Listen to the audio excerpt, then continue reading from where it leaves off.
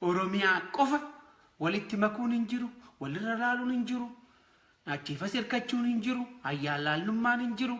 Nuyi kan duunuuf kan jiraannuuf Oromiyaadha. Biyyi teenya kan Oromoo. Oromiyaan kan Oromooti.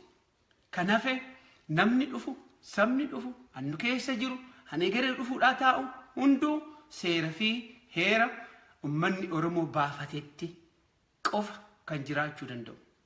Warroonni tanaan dura mirgi keenya saamameef Oromoon siyaasarra achi siqee horii isaa horsiifatee lafa isaa qotatee buluuf itti makamtanii advaanteejii sanitti fayyadamtanii maqaa Itoophiyaatiin achiifas uummata keenya raaksan dubbiin sun dabarte. Kanumaafuu baay'ee oduu haasaa biraa keessa seenee waan tokko ajaa'iba namatti ta'a. Nuyi nama qabsootan hamma gootti oofaa turetti aararraa hin qabnu. Dogongoras ta'u garuu waa tokko gaafanne isiniin taane nu dhiisaa jennee amma dhaloota amma jiru kana dabarsaa jennee namoota hayyuu ta'an hammuma fe'ennillee dogongorallee haa ta'an hin gaafanne beekta amma gootti namuu hin gaafanne seeratti sin dhiyeechina jennee hin himanne balleessaan kun guyyaa akkana balleessa akkanaati jennee balleessaa himanne malee qaamni kamuu jaarmiyaan kamuu ijaaramee waggaa 40 dabre kana keessatti eeguma akka Oromootitti illee akka Oromiyaatitti illee qabsoo keessa seenne namuu seeratti haa dhiyaatu yan jedhee afaan baasee nama tokkotti yookiin jaarmaa tokkotti quba qaban jiraatu. Nu dhiisaa qabsoo tana dabarsaa ofirraa. Dadhabbii kanaa qabdan yoo jenneen garuu option wayitu hin jiru kanaas. Waa baay'eetu deema. San keessa immoo wal dhabuu tasallee dubbiin wal jala dabarruu hin mara. Diina keenyarraa ija fudhannee diinni keenya kan duraatillee kan ammaatillee ijarraa fudhannee waa'ee keenyaa waa'ee Oromoo haasofnu dogongorri adda addaa dhiyaachuu wal jala dabruu hin mala waan ta'eef yaa jarana nu dhiisaasin hin jenna. Torban dabre kana keessa amma waa'ee baay'ee ishuu irratti haasofnee bira dabruu qabnu kan ture tokko waa'ee OSAT fi waa'ee OMN hedduu dubbii deemaa jiru kana. Dubbiin tuni bira dabarte yeroo keenya irratti gubuu hin qabnu. OMN miidiyaadha. OSAN immoo akkuma beektanii bara baay'eedhaaf achi jira wanuma fi illee haa qoratu.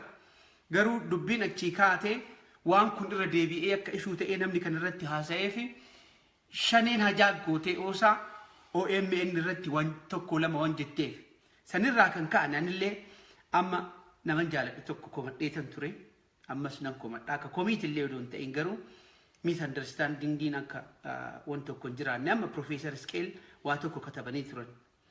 Ani Profeesar Isqeel jechuun qabsoo tana keessatti kuni Oromoodhaaf ta'ee waa tokko odoo lafa kaa'e straight namni kun dhibbatti waan abdiirraa qabuuf homaa shakkii tokko irraa hin qabu.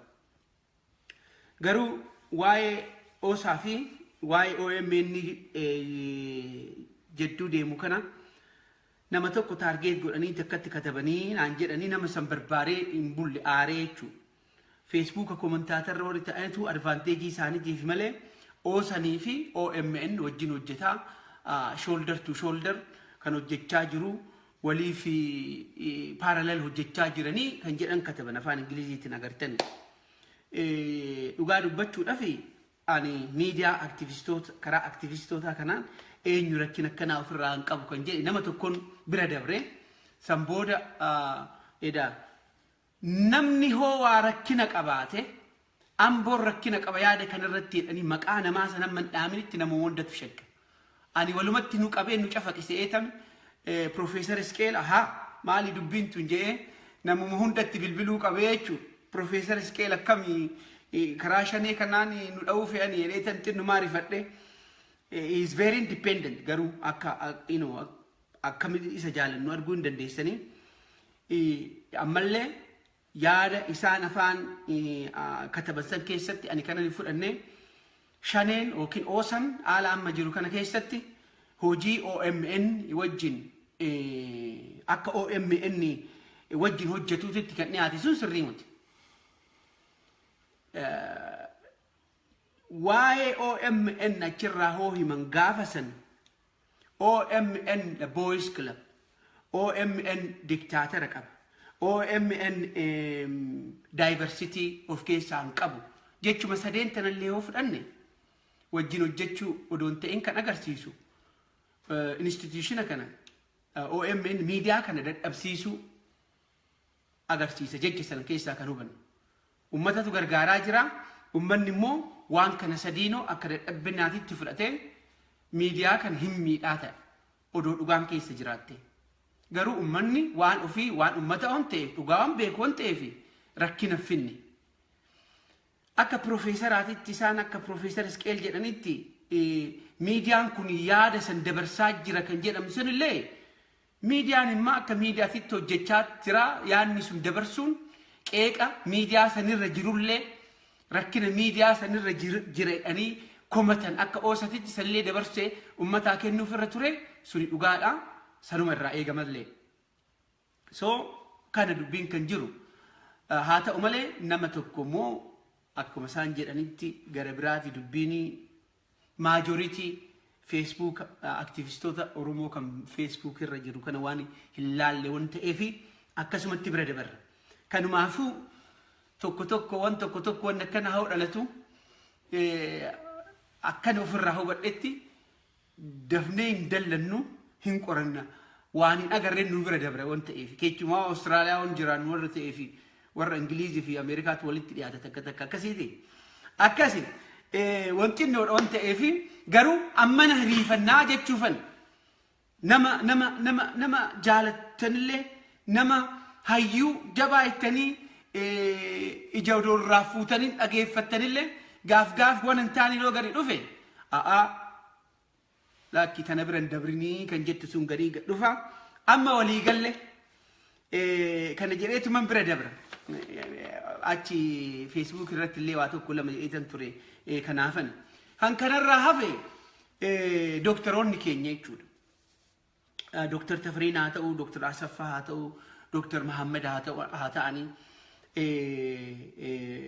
awwal Dr. Awwal maal doktoratu guute ajaa'iba doktorum garuu interview sanis dhageessan hundi keessanuu ani dhuguma jechuudhaaf jarri kun gar tokkoon baay'ee nama raran jibbaa motiibee jarri kun nama raran akkaataa amma yeroo nama deeman kanaa wajjin akkaataa isaa walitti hin dhufne nama mararan jechuma isaanii mee nan kofle miidiyaa isaan qaban argitaniiti miidiyaa isaanii jarri kun sadeenu doktoroonni kun sadeenu miidiyaa adda qaban dhageessanii yoo ta'e gurbaan immoo Dr. Awwal gaafuma tokko gaafate waa deemaa jiru kana waa Facebook irratti deemaa jiru kana dhageessanii jedheen enna Dr. Tafariin lakki ani miidiyaa Facebook kana jalan deemu jette dhagayee jette miidiyaa jette qabli ilaala isaan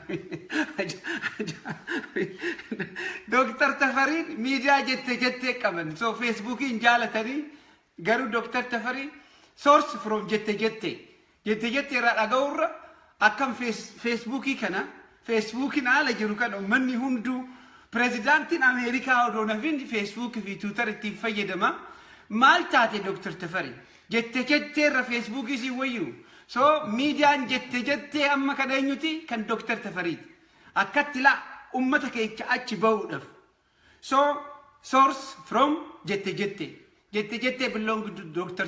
Tafariin maaliif dhufanii gaa bakka society'n jirutti Facebookii kanarratti waan jiru ummanni maal jedhanii Austraaliyaa Canada baqataan ummanni biyya keessa even miidiyaan gurguddaan illee amma VVO hin hafini hunduu Facebookii fayyadamaa jiran isaan garuu ala ta'uudhaaf saayikolojiin isaanii miidiyaa jette kan kophaa ijaarrate Dr. Tafariin kophaatti saniin hin hafne afachaa jarri kun Asaffaa Dr. Asaffaan immoo akkamitti dhageeche kana innaan isaanii ajaa'iba lakki يقوم من نما فتن دكتور أسفاني مو قرباتي ميديا قرباتي جارته أبو قال سنكم ليه تنتين تولي قرباتي قرر نباتي لليس قرر نباتي أجرتي نا لكي فيسبوكين أجرّي قالوا قرر نباتي قرر سو أما دكتور أسفان ميديا نساني مالي قرباتي قرر نبوتي ميديا دكتور أسفان قربوتي هو من مالي سينقول كان تعالى قربوته أفتشا أينفني دكتور محمد مو ميديا دكتور محمد أجيسني سجينو بدينا يقولني دبنا لا أجيد على ديم ترى أنا أمبرنا لا تبجري قولي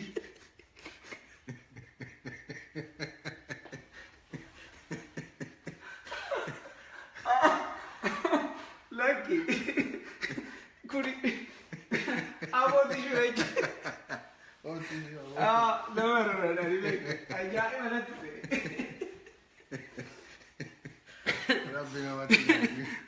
Lucky. Dr. Muhammad Aladem to Radagan. Aladem to media Aladem to Jarrett and Yetu. Kuni, Malagastis. Me agartani, Dr. Sadek Abna, Sadenu media at that duck oven. Kuni Ukubashaniti. Ajaiva Namatintau. Atuma Kanavega, Dr. Awali Nimodo media Manakaba, Satu Eketire, media Afrijar nature of Bakatakut, Garagaruma, Rakini, Shane, Ibama Shanate in Namni Hok Ababe, Warikuni, Hagana, Addata Uf and Jetud. Bakumatakutani, they are doctors, professional Waratani. Jarakanam, Himmar Fannaf, Malay Arun Kabu. Agarta media Sadetu. Fandia Kanunga and Nisaden Kanafu, Jete Abani, Gurabute Abani, Aladem took Abani, Hundu, Gafin mo, Gurban can Gafati, Akatila Latino, it is entertaining. Akati, videos at the Devi Ati, were a fan remote against the Devi Alala. Sadenu, media at that duck of Injetu. So Jarakanam Malgun, Hammamit Ar Malif Kunundu Bakatokoti. Jette le mani jarran. Hundu be dinna igot one day ma jirukan again yechu. So warri kuni gababsine karitimnu warra shane kanafi isin amma akkuma warra dursan bakke isin jirtu addunyani Facebooki kan itti fayyadama jira ummanni. This is one of the best media. Dr. Muhammad injibbinu.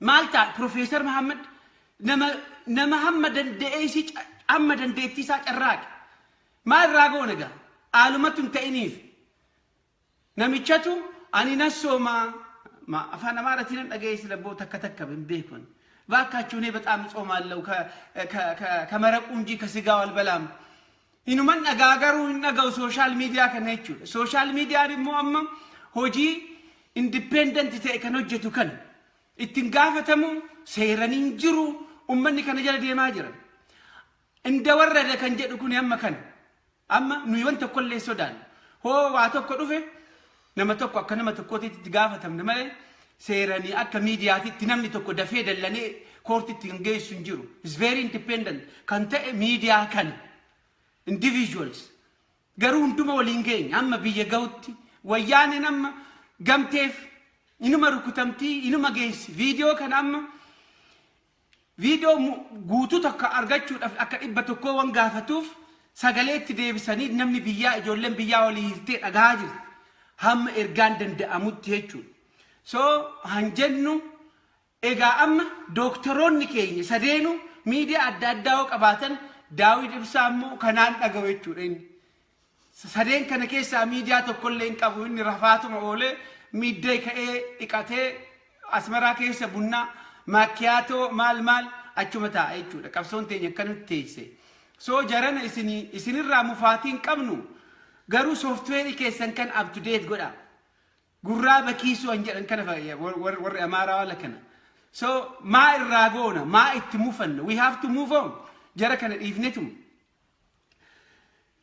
namni tokko hin mufataa hin aaraa hin dallanaa garuu sadiimatu dubbiin akkanuma jennee dhiifna feechuudha waa'ee dubbii oosa fi OMN kanumaan bira dabarra OMN miidiyaadha akka miidiyaatitti akka gaariitti hojjechaa jira miidiyaan kun ummataan fandii ta'aa jira gaafa ummanni itti mufate immoo guyyaa tokkoon dhaabbatee jechuudha waruma kennan jalaa dhaaban namni diktaataras ta'u so kana beekamuu qaba amma ga'utti bu'aan OMN irraa argamne takkaa lamaa muti bu'aa kana hin jenne jechuudha ummata keenya kan walitti fide kan hojiin amma hojjete kunillee more than enough dhuguma dubbachuudhaaf OMN amma guyyaa har'aa kanatti kan hojjete hojii ummanni keenya hamma ijaare kanaa ol agartanii yeroo waggaa sadeen kana keessatti maali mee gowwaan kan dandeessuudhaan hin dangalee haadha warraa haadhaanidha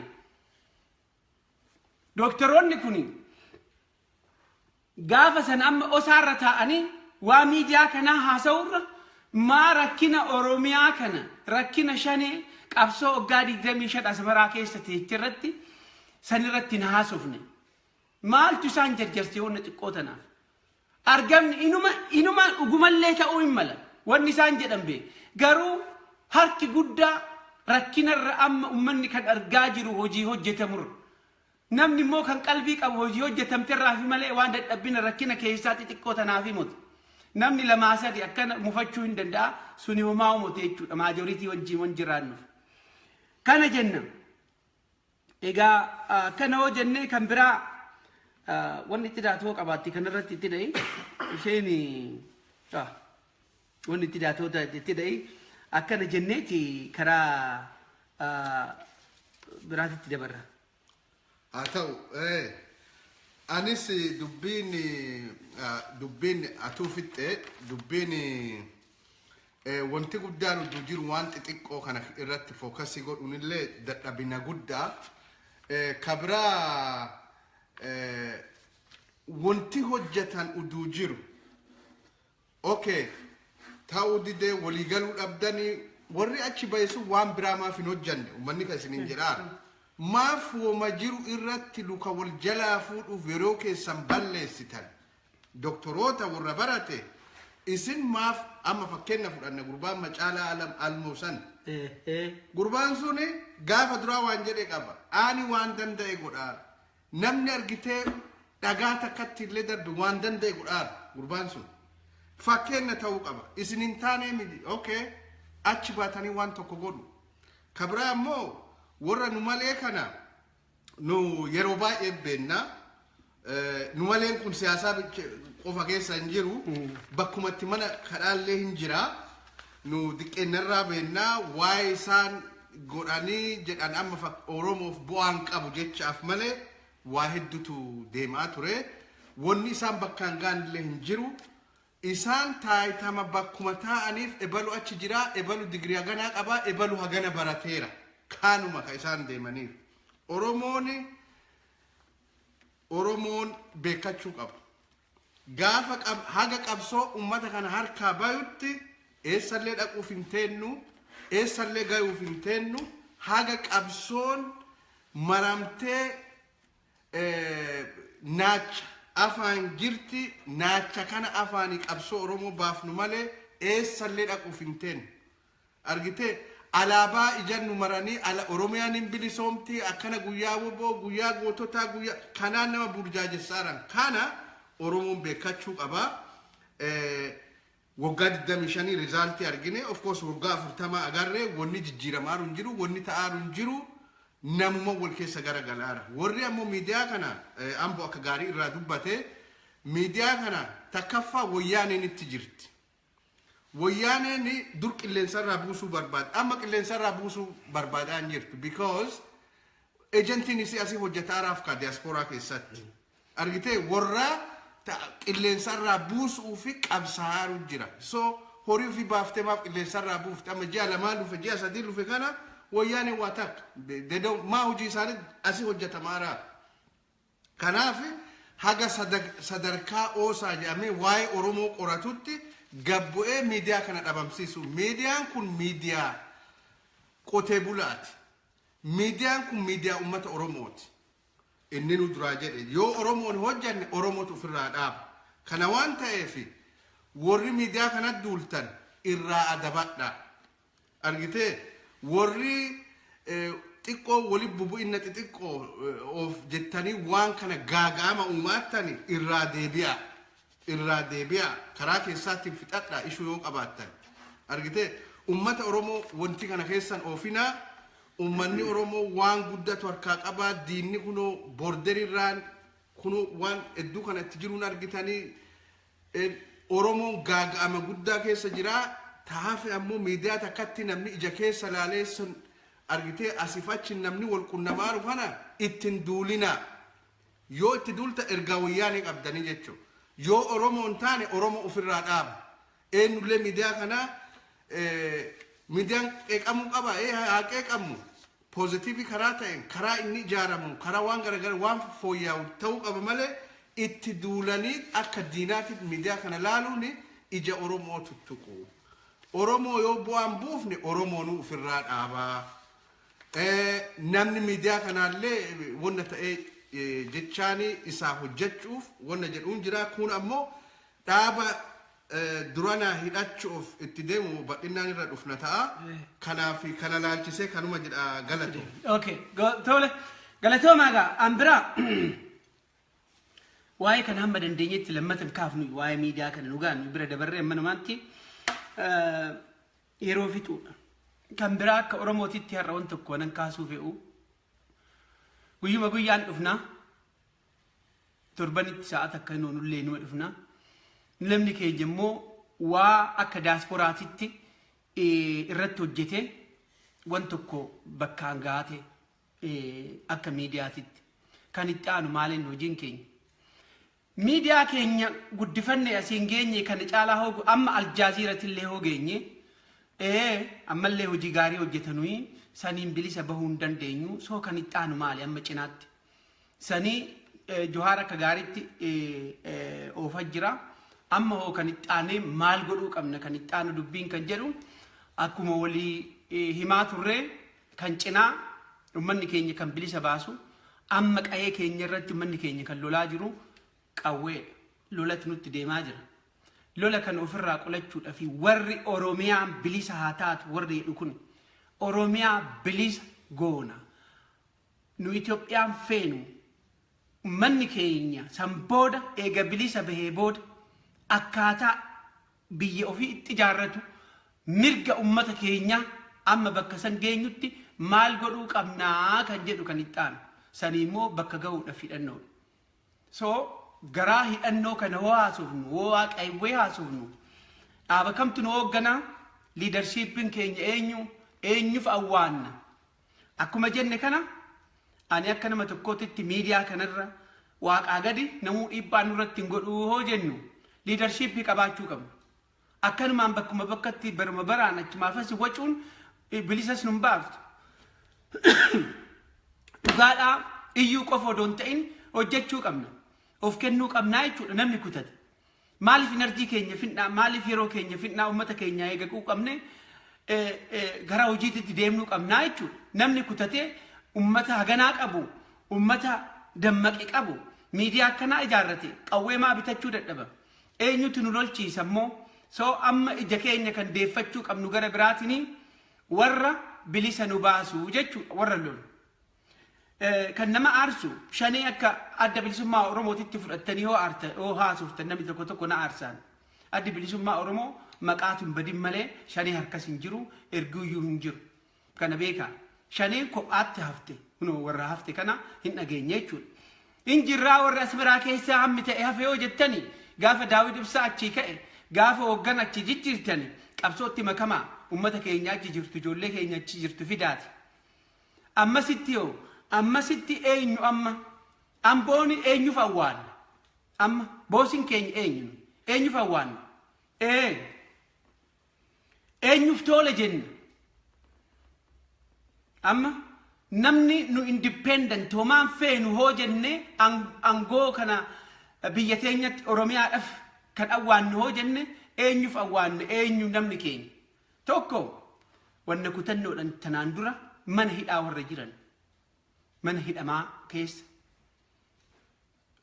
wayyaanee gabrummaa jala kufanii mana hidhaa warra jiran Maraaraa Guddinaa Baqqalaa Garbaa Olbaanaa Leellisaa nuyi kan nu ajajatu isaaniif gajjenna nuuf du'anii nuuf carraaqan nuuf rakkina kana keessa jiran nuyi bakka bilisa jirrutti waa isaan nuun jedhe fudhanna waa OPDO nutti himtee muti waa Lammaa Magarsaa nuun jedhee muti waa eenyu namni bilisaan ala kana taa'ee dhaabaa adda addaa ijaarratee haasa'uu muti nuyi tokko akka siyaasatitti isaaniif hawwaan ajaja ummata keenyaafis kan himnu warra biyyaatiifis kan himnu nuyi akeekkanna kan fudhannu warra mana hidhaa jiru kana keessa nuu jedhanii waan hidhamaniif nuu jedhanii waa of kennaniif nuyi Oromiyaa fi Oromoof jedhanii waan rakkina keessa seenaniif kani hayyama kan akeekkanna waanuma ta'e kan irraa fudhannu boosiin keenya jechuudha isaa amma haala jiru kana keessatti tokko qawweedhaan lolla hoo jenne dhaabni jaarmiyaan keenya warri qawwee ani Oromiyaa bilisa baafna warri jettanii yaaddan hunduu amma gadi bahaati yeroon ittiin hojjetan amma hidhachuun amma loluun amma ummata keenya gaafachuun amma bakka tokko hojjechuun amma ummanni keenya dhumaa jira yeroon kana caalummoo ammallee kana booda siniin dhufu yeroo amma ummanni akkatti oo'ee ummanni akkatti raakamee Oromoon dhaloonni Oromoo biyya Itoophiyaa kan jettu san tiksitee Xaaliyaan irraa kaatee karaa bahaatiin haa ta'u karaa dhiyaatiin haa ta'u hunda biyyattii akka biyyattiitti roorroo ofirraa dhoowwatte sun ummanni isaa amma dhumaa jira namni keenya so amma maal haa goonu leadershipiin kamitti akkamitti haa mirmannu kanafnu akkuma beektanii engadda walgayii tokkotu jure namni seenaa haala dabreerraa kamtu qawweedhan lolee Oromiyaa bilisa baasuudhaaf deema kan jedhu san dura ofii keessanii akka nama tokkooti taa'ati yaada namni dura ofii mari'ate namaan mari'ate namni namaan mari'ate immoo namni wariin waa tokko ijaarrata hoo waa ijaarrate immoo ummata ofiitiif ta'a waan ta'eefi namni hunduu dura taa'iti kamtu qawweedhan hoo lolee bilisa na baasaa jedha tokko akkuma beektan engadda kan dallaa diinaa jiksanii Asmaraa dhaqan generaalonni keenya jeneraal Kamaalii fi jeneraal Haayiluu Gonfaa har'allee jiran har'allee tattaafii godhaa jiran warra qawweeti warra ijaaranii biyya keessatti ijaaranii akkanumaan kaatanii akka allaattiin ba'an hamma ta'e fudhatanii Asmaraatti galan garuu dadhabbinna shaneeti fi diinni keenya walitti jiruuf harka lafa jalaatiin oggaa meeqachi taa'anii ammallee miliqanii harkaa bahan kana booda hoo yeroo kana argaa seenaa dabarteerraa kaasnee seenaa jeneraal Waaqoo hoo haasofnu jeneraal Waaqoo guutuu hoo jennu jeneraal Waaqoo guutuu har'a inni bakka isaa kan jiru jeneraal Kamaal ta'uu akka hin daganne dhaloota har'aa keessatti qayeesanii xiqqaatoo akka qayeetitti jechuu kiyya akka Oromiyaatitti jeneraal Taaddasee Birruu kutannoo isaa hoo kaafnu qayeesanii golasanii gosa san keessaa har'a eenyu guyyaa kana jeneraal Haayiluu Gonfaa yaadanne dhaloota har'aa jechuudha ummanni keenya kan ija isaan keessa laalu kana mirkaneessanii isaan dhibbaa dhibbatti lubbuu isaanii kennanii jeneraalummaa san tuffatanii hamma ta'an wal ijaaranii biyyaa bahan garuu diina tokko harkaa bahanii diina lammataa harka seenan ammallee kunoo tattaafii godhaa jiran nu hidhachiisaa ummata keenya gargaaraa hin lollaa hin lolchiifnaa biyya ummata keenya keessa bira dhaabbannee rakkina ummata kana roorroo ummata keenya irraa dhoogginaa jedhan jaarmonni biraa hoo jira kotta gadi baha isin gargaara amma kan ixaanu kan hojiin keenya maal feetani namni tokko gadi bahee qawwee hidhadhaa qawween bita qawween miteedhee namni tokko hin kennu qawwee hoo jedhan namni tokko hin sodaata yookiin amantiitti irkata yookiin waa tokkotti irkata kun hin ta'u ta'a. Uummata keenya gargaarraa Oromiyaa bilisa baafnaa, Oromiyaa bilisa baasuudhaafi roorroorraa dhoogguudhaafi wan godhamuu ta'u jaarmaa kana gargaarra. Jaarmaa san hoo gargaartan kun warra dhibameef, kun warra rukutameef, kun immoo wan fe'een haa bitamu. Jaarmiyaan sun garuu gargaaruu qabna. Yeroon geesse warri dhuguma Oromiyaa bilisa bahuu qabna. Oromiyaan kan Oromoo ta'uu qabdi warri jettan amma wal ijaaruun amma.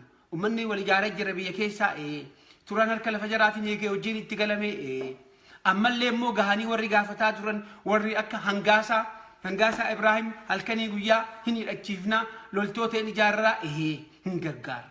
Amma Oromoon kan fuulli deeffachuu qabu warra qawweedhaan hin lolla jedhu kana jalatti. San jalatti anaarraa ka'ee hirmaachuu qabnaa. San irratti deeffannaa jechuudha. Kanumaafuu engadda warri Noorz Ameerikaa jirtan keessumaa quba qabdanii ollaan irratti dhiyaatanii turanii Jeneraal Kamaal kanuma gaafatanii Jeneraal Haayiluu Gonfaa biyya alaa jiranii amma ka'anii uummata isaanii kakaasanii karaa lolaatitti deemuu qaban. Amma waan taa'aa jiranii miti hojiirra jiranii. Garuu immoo officially uummanni roorroo jala jira, uummanni rakkina jala jira ka'anii haala jiru kana keessatti ifatti jechuudha. Uummanni argu roorroo uummata rakkina boo'icha guyyaa guyyaan keessa jiru kanarraa ka'anii falmachuu qaban. Kanaaf isaanillee officially waamicha dhiyeessinaaf jechuudha. Bakka jiranii fi akkaataa itti hojjetan. Namni kun amma har'a ga'utti kan hojjetu harka lafa jalaatiin hojiidhaan mul'isuudhaaf. Amma hojiidhaan garuu immoo hojiidhaanis mul'isuudhaaf gargaarsa uummataaf hammana sakreetii guddaan wanni uummata keenya jala amma lafa jala deemu hin jiru. In caccabsina diinatti wayyaaniin harka duwwaa beeloftuu dadhabduu waa mataatti marrattee dhufte. Nu yoo uummanni lafa ofiitirra jiru uummanni Oromiyaa keessa jiru kan argaterraa kan jaalaturraa jaalalaan irraa fudhatee kan diderraa caccabsee waa ofii waan isaa waan ta'e nyaatee lolachuu qaba. Kunisee taa'u godhuudhaaf uummanni keenya leenjii argachuudhaaf uummata keenya hidhachiisuudhaaf har'a warra kana caalaa kan Oromiyaa bilisa baasuu danda'u hin jiru. Miidiyaan qofni bilisa nun baasu. Tasgabbooftanii rafuudhaaf hin qophaa'ina. Kanuma qofaan jettanii warri beelahee miilan deemee ciccitee maal jedhaniitu uummata keenya saamuudhaa kan nutti galan. Gandi Tigraay. Amma keessumaa namni biyya jiru namni biyya alaa jiru abbaan qabeenyaa hammaman hiisisaa qawwee hammaman uummata harkaan gahaa kamtu nuu lola kan jedhu san eega jara kana himanne hin gargaarra. Gadaa bahan wanni tokko fuulduratti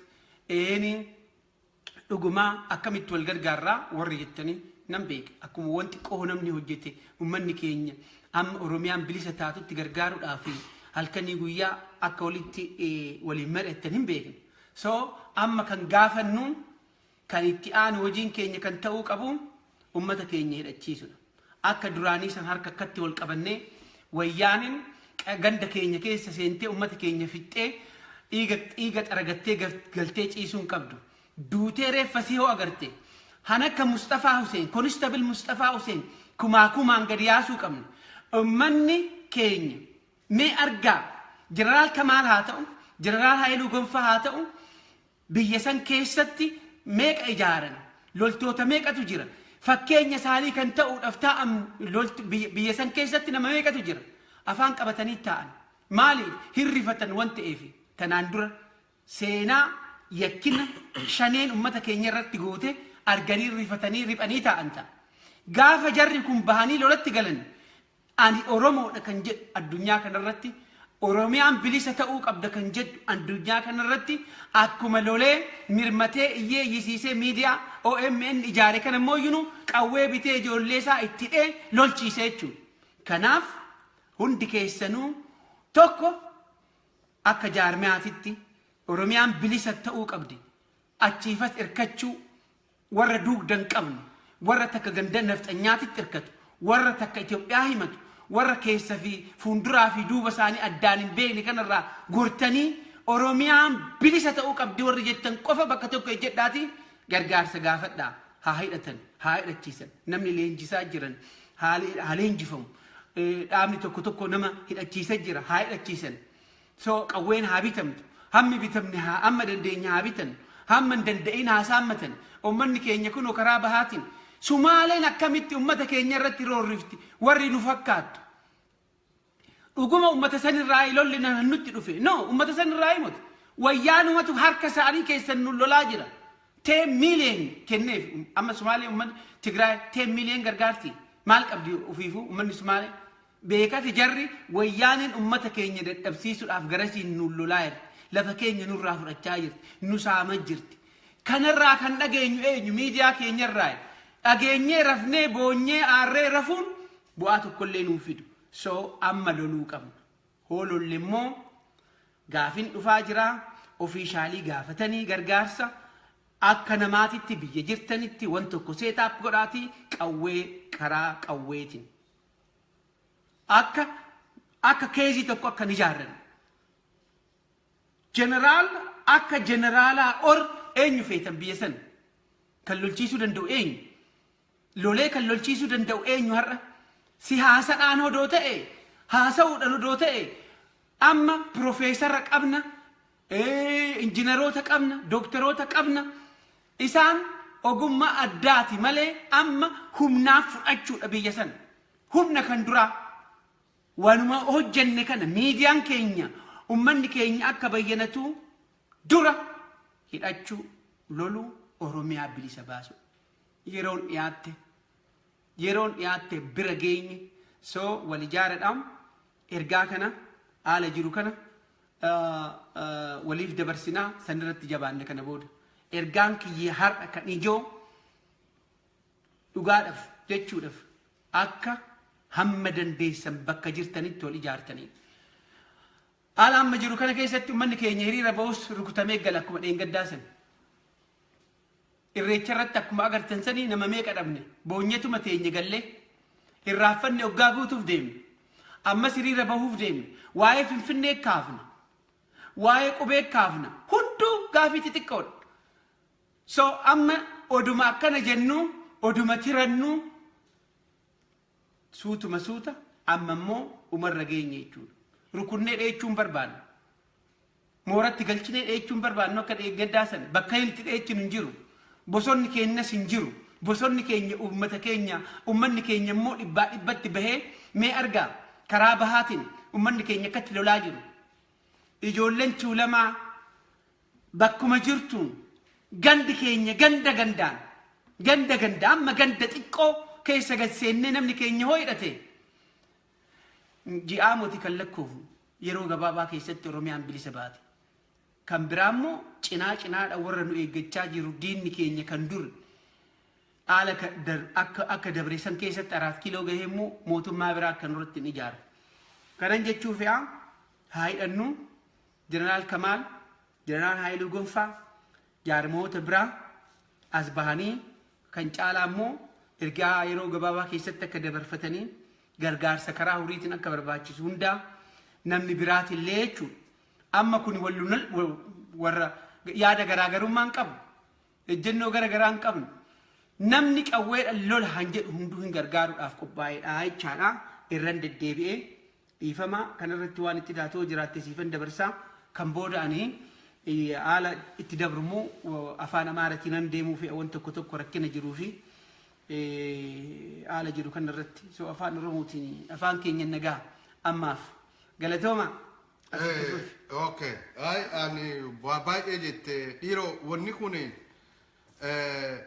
filmaata dhaabaa keessa hin jirru dhaaba kana lolaa dhaaba kanaa miti waan shaneen ta'en hundinuu hin lolan hin beenna kanaafi garee dhaabaa oduu hin taane waraana ijaarachuu qabnaa warra ogeeyyii waan saniin qabnaa hundatti qabnaa nu amma kalaaluu qabnu Oromiyaan bilisa bahuu qabdi ummanni keenya raataa keessaan hin raataa borderirraan kun waan itti jira argaa jirra kana ofirraa dhooguuf humna qabaachuu qabnaa hidhachuu qabna kanaafuu silaa carraan gaafa duraa sun baay'ee bareeda ture ummanni keenya haganan gaagaamu haa ta'u ammallee dhaaba kana irraa jira amma waan dhaabaa keessan jiru waa'ee Oromiyaa ummata Oromoo dhumaaru kana irraa akkamitti dhumarraa hambifnaa kanaaf warri asbaanii himatanillee hundinuu nama qawwee bitee qawween Oromiyaan raaftama kana keessaa bahuu qabdi jedhu hunda bira dhaabannaa karaa miidiyaatiin kunu argine ummanni information akka gaariitti walii dabarsaara bakki rakkoon jiru amma bakka qawwee kanaa bakka qawwee kanallee yoo itti hirmaan akkuma miidiyaa kana ijaaranne yoo ijaaran abbaan fedhe haalolchiisu abbaan fedhe ummata keenya callaa rakkoo kana keessaa haa baasu gaafa filmaata gaafa biyya godhanne itti deebina ebaluun irra jira waan amma itti jirru kana gaafa isaan itti deebina amma gaafiin hatattamaa ummanni keenya dhumaa jira ummanni keenya akkan jirre jira ta'ara nu salphisaaran beekumteetu tenna gaafa duraa waa'ee Dr. Mararaa akka harka isaa duuba hidhan argine baay'ee nu dhukkube baqqalee garbaallee nu deebisanii jechuu torbaanuma tokko keessatti kun maali du'a keenya mul'isaaran je tuffii Oromoo qaban akka nuumaan qabne beekan akka nuumaa gooneen dandeenye beekan kanaaf kana hajabaan jenna ani waan guddaa amboolira deebeera waan guddaa wanti jedhu jiru ammoo abbaa fedhallee haa ta'u filmaata namaa filmaata dhaabaarra jiru Oromoo ammallee burjaajena yeroo baay'ee propagandaan hin taane argitee nama silaa nu hojjatu ummata silaa salphina kanaan jalaa nu baasuu danda'u akka mogga qabamu godhanii warri arrab lammee warri arrabaan argitee marzii tufaa deemtu Oromoo akka salphina kanaan geessan akka silaa sin jiru Oromoon hin salphattu silaa kanaafu mistake lufe ammallee deebine akka ittiin deebine uf eeggachuu qabna ummata keenya warra nuu lola jedhu bira dhaabachuu qabna salphina kana keessaa bayuu qabna yoo taane nama du'e callaa boo'aa miidiyaa hojii ofii hojjetaa jira nama du'e callaa nama mataa dho'e nama asii akka namni hirriba qajeelee rafee jiru natti hin fakkaatu waggaa lama luuf waan qabneef waa lafaan qabneef ummanni keenya ammoo waa waraanni jiru se'a ummanni keenya ummata propagandaan akkanumaan cadhisee ummata keenya guutee ka waan qabne ummanni keenya akkasin nu jalaa miidhamee sun akka nutti hin deebine jennaa ulfaadhaan inni waan baay'ee jedheera tanuma irra buusuu fi galatooma. Galatoomeetirle ana fi afaan amaaratiin itti daatatti booda. Tole galatoome. Ayyeegaa akkana innaa warri qawwee sodaattanii horii kennuu dadhabdanii profeesara isaa taatanii injiinara isaa taatanii har'a ammoo yinuu warra loluu gargaartanii boruu homaa rakkina hin qabnu jechuudha. Bakkee qabdan hundi keessanuu Oromiyaan guddoodha gaafa Oromiyaan bilisa baate gaafa san immoo bitaa mirga miidiyaa adda addaa ijaarrannee biyya keessatti jechuudha. Sun homaa rakkina hin qabu dura bilisa haa baanu. Kanumaafu wal jibbinus mormaa oli warra yaada adda addaa qabnu mormaa oli gaafa sanin in araaramnaa jechuudha. Keessumaahu eenyullee haa ta'u akkanaan haa jiraadhadhaa kanaaf karaa waa koman waan ta'eef hundi keessanuu dhagaadha warri afaan biraatiin firoonni nu keessa jiran kunii fi diinni nu keessa jiru kuni maal akka nuun jedhuu fi maal akka goonuu isaaniifillee xinnoo waa dabarsinaa jechuudha. Torbanitti gaaf tokko garuu itti da'annoo rabbiin eegaree. So galatooma TPLF በተረፈ እንግዲህ እንደተለመደው መቼም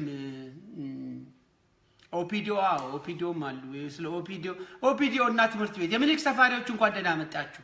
ሌሎቻችሁ በሀገራችን ውስጥ ኦሮሞን በመውደድ ከኦሮሞ ጋር በመፋቀር በመጋባት የኦሮሞን ሲስተም በመውደድ በነፃነት ላለፉት አመታት ይኖራችሁ ወገኖቻችን እንኳን ደህና መጣችሁ። እንዲሁም በኦሮሞ ፎቢያ በኦሮሞ ህዝብ ጥላቻ እየታመማችሁ ለዘመናት ይኖራችሁት ወገኖችም ዌልካም ብለናችኋል። እኛ ሁሉንም ሰው አንድ ላይ ለመኖር ምንም ችግር የለብንም። ብዙ ምናነሳቸው ነጥቦች አሉ። በዚህ ሳምንት እየተንቀሳቀሰ ያለው ምናልባት በከፍተኛ ደረጃ እየተወራ ያለው አንዱ ኢሹ የስፖርት ነገር ነው።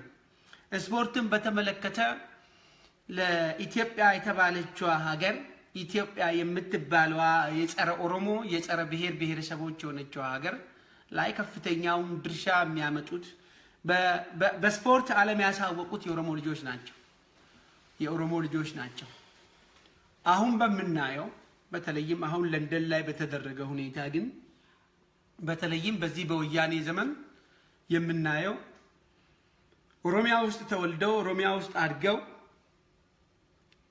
ለወያኔ ታማኝ አገልጋይ መሆናቸውን ለመግለጽ ከፍተኛ ጥረት የሚያደርጉ እነዚህ መጤዎች እንደነ ኃይሌ ገብረስላሴ አይነት ፍጥረቶች በአትሌቶቻችን ላይ የሚያደርሱት ፕሮፓጋንዳና ሰበካ ከመጠን ያለፈ መሆኑን እንግዲህ ካለፈው ጊዜ ጀምሮ ሰምታችኋል፣ አይታችኋል። ከዚህም ባሻገር በተለይም የሚኒሊክ ሰፋሪዎች ሚዲያ ኤፍኤም እና ሌሎች ሚዲያዎች ጠቅላላ የተከፈቱት በየጓሮ የከፈቷቸው ሚዲያዎች ምን ያህል ሰበካ እንደሚያካሂዱ እነ ሚሚ ስባቱም ሳይቀሩ ሚሚ ስባቱ ዛሚ ኤፍኤም ነው አይደል? ባልና ሚስት ናቸው። ሚሚ ስባቱና ዘሪሁን ተሾመ የሚባሉት ሌሎችም የሚሰጡትን ሁሉ ጊዜ እንሰማለን እናዳምጣለን። የጊዜ ጉዳይ ነው። ድንጋይ ጊዜ የሰጠው ቅል ድንጋይ ይሰብራል ይባላል። ለነዚህ ሰዎች ይገባቸዋል ብለን አይደለም። ጥልቅ ባህር ውስጥ ያለው ድንጋይ ያው ድንጋይ ነው፣ አይረጥብም። ለእይታ ነው እንጂ የምንናገረው ዞሮ ግን በዛሽ በሀገራችን በኦሮሚያ ውስጥ ለሚኖሩ ሶሳይቲ ስለሆነ ይሄ በሚዲያ የሚሰራው በአትሌቶቻችን ላይ በስፖርተኞቻችን ላይ በዚህ በተለያዩ ሚዲያዎች የሚሰራው ፕሮፓጋንዳ ግን እጅግ አሳዛኝ መሆኑን ነው የምንረዳው። ወደፊት ሀገራችን ነፃ ወጥታ የሚሮጡት የኦሮሞ ልጆች እንደመሆናቸው መጠን የኦሮሚያን ባንዲራ ማውለብለብ የሚጀምሩበት ጊዜ ሩቅ አይሆንም። ይሄ ትግላችንን ያፋጥናል። እነዚህ ልጆች አሁን ለንደን ላይ የሰማ ነው። በተለይም ገንዘቤ ድባባ አሁን እንደ ምሳሌ እኛ ፐርሰናሊ አይደለም የምንወስደው፣ እንደው ለናሙና ያህል ለምሳሌ ያህል ብንወስድ ከፍተኛ በተከታታይ ድሎችን ያስመዘገበች እጅግ ምርጥ አትሌት ናት። አሁን በየሬዲዮ ጣቢያው የሚቀርበው ትችትና ዘለፋ ግን ተገዝታ በባርነት እንደምትሮጥ ነው እንጂ እንደ አንድ አትሌት ለሀገሯ እንደምትሮጥ አይደለም ያስመሰላችሁት። ይሄ የምናየው ምንድነው? የጥላቻችሁ ልክ ማጣት ከልክ ማለፍን ነው። ምን ያህል ለኦሮሞ ሕዝብ ማፍቀር ሳይሆን አስገድዶ ማስሮጥ፣ አስገድዶ መድፈር፣ አስገድዶ ማግባት፣